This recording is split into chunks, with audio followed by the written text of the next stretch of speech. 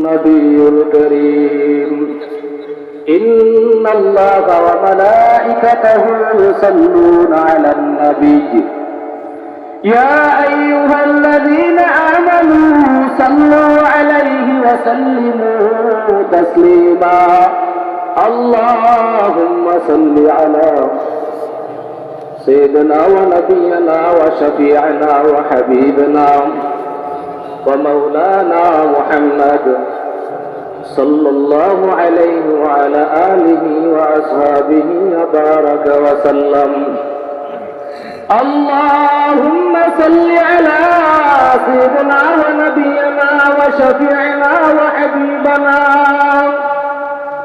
وحبيبنا ومولانا محمد صلى الله عليه وعلى آله وأصحابه وبارك وسلم توحید کی امانت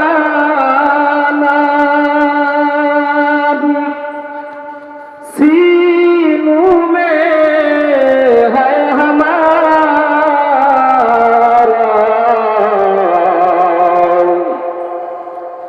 آسان ہی مٹانا نام و نشان ہمارا بلغ العلا بکمالہ کشف الدجى بجمالہ حسنت جمیع خصالہ صلوا علیہ وآلہ محمد کے نشان رکھو دل میں ہمیشہ تاکہ شبی مرد کمال امت مصطفیٰ بلغ العلا بکمالہ کشف الدجى بجمالہ حسنت جمیع خصالہ صلوا علیہ وآلہ تکبیر میں کلمہ میں نماز میں اذان تکبیر میں کلمہ میں نماز میں اذان ہے نام الہی سے ملا نام محمد ہے نام الہی سے ملا نام محمد فرماتے ہیں آدم کہ مجھے خلد دری میں لکھا ہوا تو باپ ملا نام محمد لکھا ہوا تو باپ ملا نام محمد اے میم میں محبوب مد نقطہ اشارہ پھر کیوں نہ ہو محبوب خدا نام محمد پھر کیوں نہ ہو محبوب خدا نام محمد আলহামদুলিল্লাহ আজকের মাহফিলের সম্মানিত সভাপতি প্রধান অতিথি বিশেষ অতিথিবৃন্দ মুআজ্জাজ মুকাররম জাতির মাথার মুকুট ওরাসাতুল আম্বিয়া হযরত উলামা ইকরাম দূর দূরান্ত থেকে আল্লাহ পাকের আশিকিন জাকিরিন মুহিব্বিন মুরাব্বিয়ান আযম কলিজার টুকরা আমার বন্ধুগণ ছেলের ছোট ভাই পর্দার অবস্থানগত শ্রদ্ধা সম্মানিত মা বোনেরা সৃষ্টি মহাস্রষ্টায় আল্লাহ রাব্বুল আলামিনের দরবারে লাখো কোটি শুকর সুজুদ যে মহান রব্বুল আলামিন আপনাকে আমাকে দুনিয়ার বিভিন্ন ঝামেলা থেকে উপেক্ষা করে জান্নাতি মজলিসে আসার এবং বসার মতো আল্লাহ তৌফিক দান করলেন এজন্য নিয়ামতের শুকর আদায় করে আলহামদুলিল্লাহ আল্লাহ রাসূল সাল্লাল্লাহু আলাইহি ওয়াসাল্লাম বলেন মাজালিসুল কুরআন মাজালিসুল্লাহ যেই মজলিসের ভিতরে কোরআন এবং হাদিসের বয়ান করা হয় ওই মজলিসটা দুনিয়ার কোনো মজলিস থাকে না সেটা আল্লাহর কুদরতি মজলিস হয়ে যায় আল্লাহ রাসূল মুসলিম শরীফে বলেন নাযালাত আলাইহিমুস সাকিনা কোরআন এবং হাদিসের মজলিসে যে আল্লাহর বান্দা বান্দি বসে আল্লাহ পাক রব্বুল আলামিন ওই বান্দার উপরে নাযালাত আলাইহিমুস সাকিনা নামক একটা রহমত বান্দার উপরে বর্ষিত করতে থাকেন যাই হোক, বেশি লম্বা করবো না, সময় সংক্ষিপ্ত। তো আল্লাহ পাক রব্বুল আলামিন আপনাকে আমাকে সুস্থতা রেখে এই কোরআনের মজলিসে নিয়ে আসলেন, এজন্য আরো একবার নিয়ামতের শুকর আদায় করি আলহামদুলিল্লাহ। মূল মাকসাদ হলো আমরা আসছি একমাত্র আল্লাহ এবং আল্লাহ রসুলকে রাজি খুশি করার জন্য। কিসের জন্য? আল্লাহ এবং আল্লাহ রসুলকে রাজি খুশি করার জন্য, না অন্য কোনো মাকসাদ আছে কারো? নাই। আসছি এ জায়গায় নামাজ কেমনে শিখবো, নামাজ কেমন পড়া যায়, কি রকমের নামাজ পড়লে আল্লাহ এবং আল্লাহ রসুল খুশি হয়, আল্লাহ আদালতে নামাজ কবুল হয়। তো আমরা সর্ব অবস্থায় 5 ওয়াক্ত নামাজে আল্লাহর সাথে কথা বলি। মুসা আলাইহিস সালাতু ওয়াস সালাম আল্লাহর সাথে 3000 বার কথা বলেছেন, জোরে বলেন সুবহানাল্লাহ। ওয়া কাল্লামাল্লাহু মুসা তাকলিমা, আল্লাহর সাথে কথোপকথন হয়েছে 3000 বলেন। আলী রাদিয়াল্লাহু তাআলা আনহু বলেন, মাইয়ুরিদিন নবী আইয়াতাকাল্লাম মাআল্লাহ, কেউ যদি আল্লাহর সাথে কথা বলতে চায় ফালিউসাল্লি, সে যেন নামাজ শুরু করে দেয়। মুসাল্লি ইউনাদি রব্বা, নামাজি আল্লাহর সাথে কথা বলে, জোরে বলেন সুবহানাল্লাহ। মুসা আলাইহিস সালাতু ওয়াস সালাম একদিন আল্লাহর কাছে প্রশ্ন করলেন, তুকাল্লিমু মাইয়া তুকাল্লিমু আহাদান গায়রি, হে আল্লাহ, আপনি যে আমার সাথে কথা বলছেন বা বলবেন, আরো কি কারো সাথে কথা বলবেন? তো আল্লাহ বলতেছেন, মুসা তুমি কোথায় আর আমি কোথায়? তো মুসা আলাইহিস সালাতু ওয়াস সালাম বলেন, হে আল্লাহ, নিশ্চয়ই আপনি পাহাড়ের পাদদেশে হবেন, আমি পাহাড়ের চূড়ায় হব। তো আল্লাহ পাক রব্বুল আলামিন বলেন, না রে মুসা, না, তুমি তোমার ভুল ধারণা। কামা বাইনাকা বাইনা সাবঈনা আলফা হিজাব, হে মুসা, তোমার আর আমার ভিতরে 70,000 নূরের পর্দা, জোরে বলেন সুবহানাল্লাহ। কুল্লা হিজাব আলফা সানা, এক একটা পর্দার দূরত্ব হইল 1000 বছরের রাস্তা।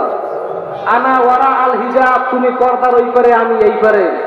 সাতা আতি উম্মাতুন, হে মুসা, একদল উম্মত আসতেছে রে মুসা, হুয়া যে তাবাকুম, আমি তাদেরকে হাজার হাজার লক্ষ কোটি কোটি উম্মত থেকে যাচাই বাছাই কইরা, হুয়া যে তাবাকুম, তাদেরকে নির্বাচিত করে রাখছি। আমি যখন তাদেরকে পাঠাবো দুনিয়াতে, ফালা হিজাবা বাইনি ওয়া বাইনাহুম, তাদের সাথে যখন আমি কথা বলবো, বান্দার সাথে আর আমি আল্লাহর সাথে কোনো পর্দা থাকবে না, জোরে বলেন সুবহানাল্লাহ। আমার সাথে আর বান্দার সাথে কোনো পর্দা থাকবে না। কিন্তু পয়গম্বর তোমার আর আমার পর্দা কত? 70,000 নূরের পর্দা। কিন্তু আখির নবীর উম্মতের সাথে যখন কথা বলবো, তখন আমার মাঝে আর বান্দার মাঝে কোনো পর্দা থাকবে না। মুসা আলাইহিস সালাতু ওয়াস সালাম বললেন, হে আল্লাহ, কখন কথা বলবেন? আল্লাহ বলেন, হে মুসা, আমি বান্দার সাথে কথা বলবো, হুয়া তাবাকুম ইযহুম ইয়াসজুদুন, বান্দা বান্দি যখন সিজদায় যাবে, আর বান্দা বান্দি সিজদায় যখন যাবে, তখন আমি আল্লাহ বান্দার সাথে কথা বলবো। আজকে আর আপনি আর আমি মাওলার কুদরতি পর সিজদা দেই না, বরঞ্চ সময়ের কাল সময় চলে যায়, মুয়াজ্জিন সব আযান দেয়, আপনার আমি ঘন্টার পর ঘন্টা ঘুমায় থাকি। ফজরের সব মুয়াজ্জিন আযান দেয়, আসসালাতু খায়রুম মিনান নাওম, ঘুমের চেয়ে নামাজ ভালো, আর তুমি ঘুমাইও না। ঠিকমতো পড়িলে নামাজ জান্নাত তোমার ঠিকানা। পশু পাখি কীট পতঙ্গ কেউ ঘুমিয়ে রইল না, মানুষ হয়ে ঘুমিয়ে থাকা ঠিক মোদের হবে না।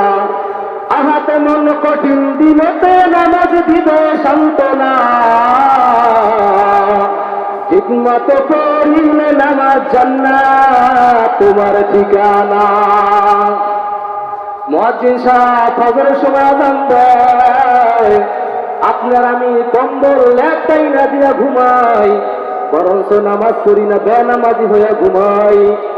আব্দুল কাদের জিলানী রাহমাতুল্লাহ আলাইহি তার কিতাবের ভিতরে বলেন, বেনামাজি সম্পর্কে একটা সুগরে বেনামাজিকে কি বলেন। আব্দুল কাদের জিলানী রাহমাতুল্লাহ আলাইহি কয়, কাইলা ইয়াকা ইলাহি কাইলা ইয়াকা আউয়াল নাযরিন আলা মান লা ইউসাল্লি, শুকর পর্যন্ত কয় মালিক, আমি যখন ফজরের সময় ঘুম থেকে উঠি রে আল্লাহ, প্রথম দৃষ্টিটা যেন বেনমাজির উপরে না পড়ে। এখন চিন্তা করেন বেনমাজির কেমন ফজিলাত, শুকর পর্যন্ত দেখতে চায় না। আল্লাহ পাক রব্বুল আলামিন বলেন, ইযা জাসাদাল আবদ, বান্দা বান্দি যখন সিজদায় যায়, মালাইকাতু ওয়া আমার ফেরেশতারা ইরফা হিজাব বাইনি ওয়া বাইনা আবদি, যখন বান্দা বান্দি সিজদায় যায়, আমার মাঝে আর বান্দার মাঝে যত পর্দা আছে সমস্ত পর্দাগুলো মুহূর্তের ভিতরে সরায়া দাও। কেনই বা সরাবা? ইযা জাসাদাল আবদ, বান্দা বান্দি এখন আমার সাথে কথা বলবে। কার সাথে কথা বলবে? আল্লাহর সাথে বান্দা বান্দি এখন কথা বলবে। আল্লাহ রাব্বুল আলামিন বলেন, ইঙ্গিত করে উনজু ইলা সামা ইলা হাযা শাম্মা যায়াফআল, বান্দা বান্দি যখন সিজদায় যায়, বান্দা বান্দি যখন মাথাটা ঠেকায় দেয়, আল্লাহ জিজ্ঞাসা করেন, ফেরেশতা ওই বান্দা কি চায়? বলে আল্লাহ, ইযা জাসাদাল আবদ, হে বান্দা তোমার বান্দা বান্দি দুনিয়ার সমস্ত কিছু বিসর্জন দিয়া তোমার কুদরতি পায় মাথাটা ঠেকায় দিছে।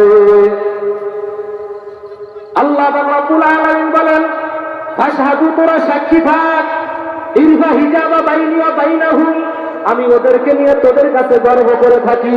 বান্দা বান্দি যখন সুবহান বলে একটা চিৎকার দেয়, যখন বান্দা বলে সুবহান রাব্বিয়াল আযীম, অথবা বলে সুবহান বলে একটা চিৎকার দেয়, আল্লাহ বলেন ফাশহাদু, তোরা সাক্ষী থাক। আল্লাহ পাক রব্বুল আলামিন বলেন, যেহেতু বান্দা আমাকে পবিত্র বলছে, সাদাকু, তোরা সাক্ষী থাক, আমি আল্লাহ পাক রব্বুল আলামিন ওর জীবনের সমস্ত গুনাহ মাফ করাইয়া আমি আল্লাহ ওকে পবিত্র বানায়া দিলাম। বান্দা যখন সিজদায় যায় বলে সুবহান রাব্বিয়াল আ'লা, আল্লাহ বলেন আলাইতানি, তুই আমাকে মহান বললি, যা আলাইতুক, আমি আল্লাহ পাক রব্বুল আলামিন তোকে দুনিয়াতে এবং আখিরাতে মহান বানায়া দিলাম। কারণ এই দেশ লড়ে চড়ে কিন্তু করে না, কারণ কি? যুবক এবং দাড়ি পাকা মুরব্বীর কারণে।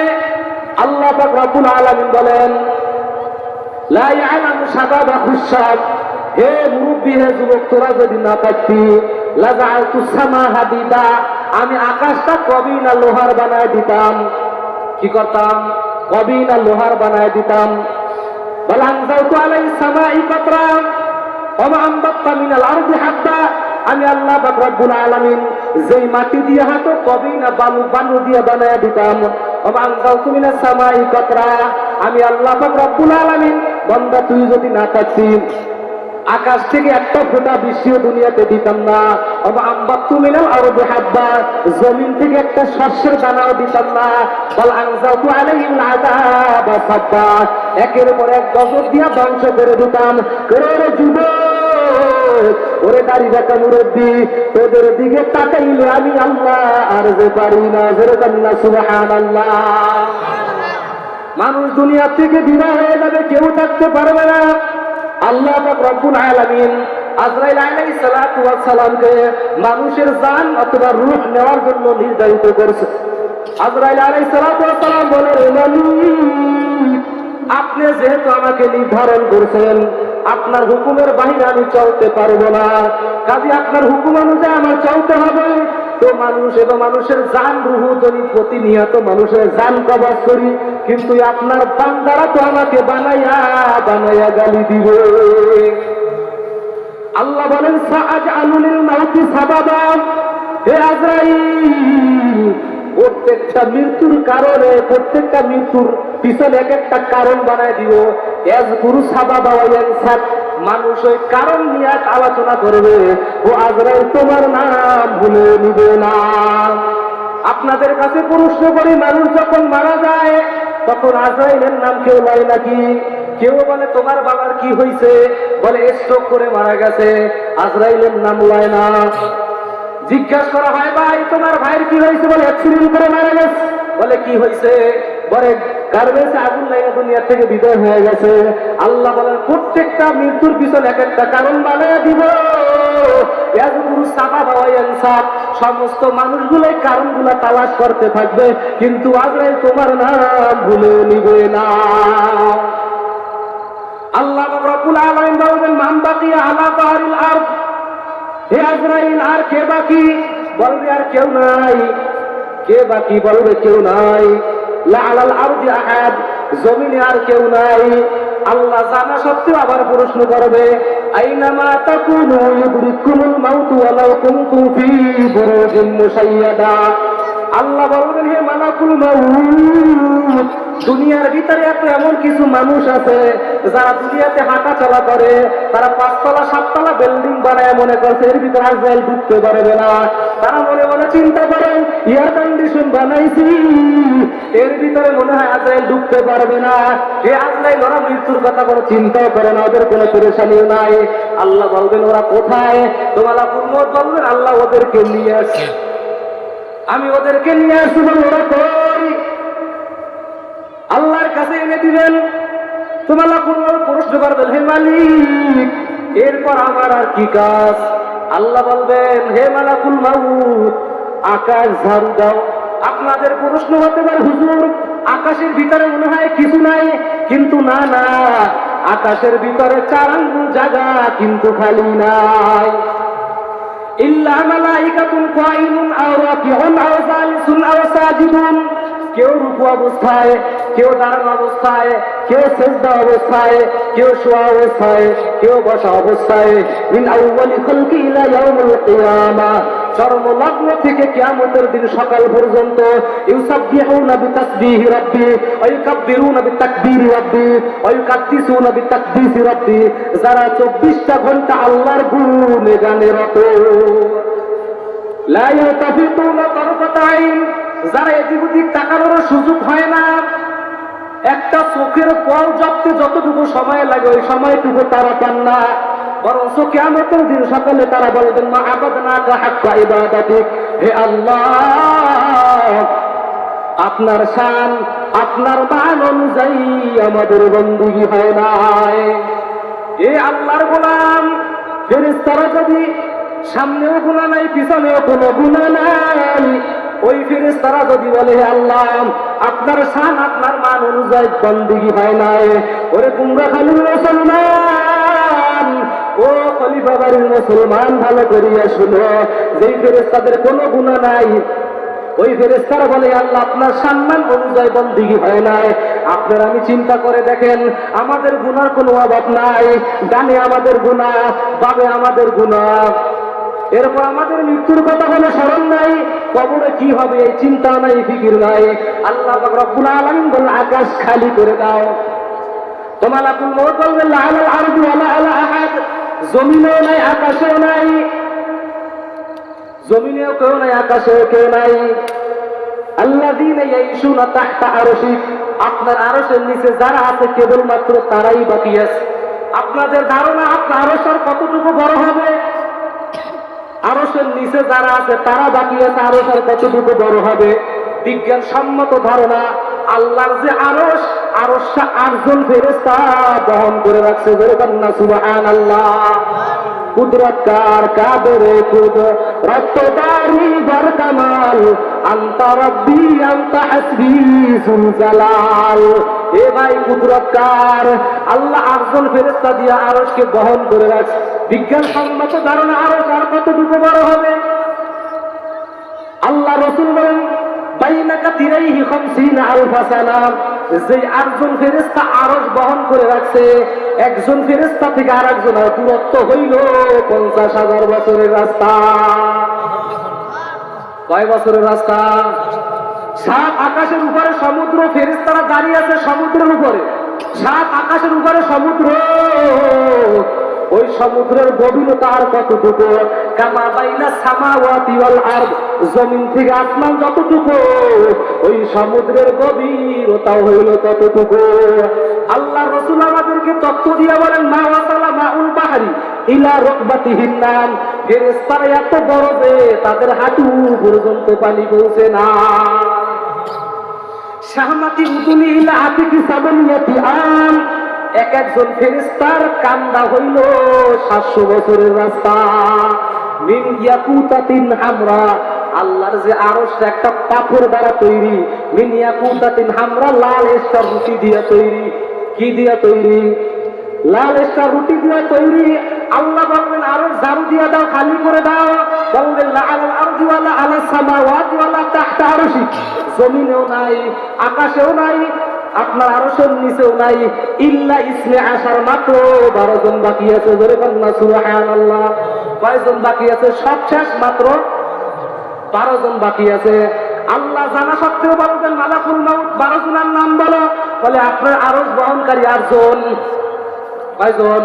আরশ বহনকারী 8 জন, জিবরাইল, মিকাইল, ইসরাফিল, আনা মালাকুল মাউত সামানিয়াতু ওয়া হামিলাতু তাহতা আরশি। হে আল্লাহ, আমি আর আপনি চিরঞ্জীবী 12 জন। এ আল্লাহ পাক রব্বুল আলামিন বলবেন জিবরাইল, মিকাইল এবং ইসরাফিলের মরণ হোক। জোরে বলুন সুবহানাল্লাহ। আপনাদের ধারণা হতে পারে তাদের দাফন কোথায় হবে, তারা তো অনেক বড় বড়, এই জেহেন আমারও নাই। আল্লাহু আ'লাম, আল্লাহ ভালো জানেন। কারণ এই দুনিয়াটা হইল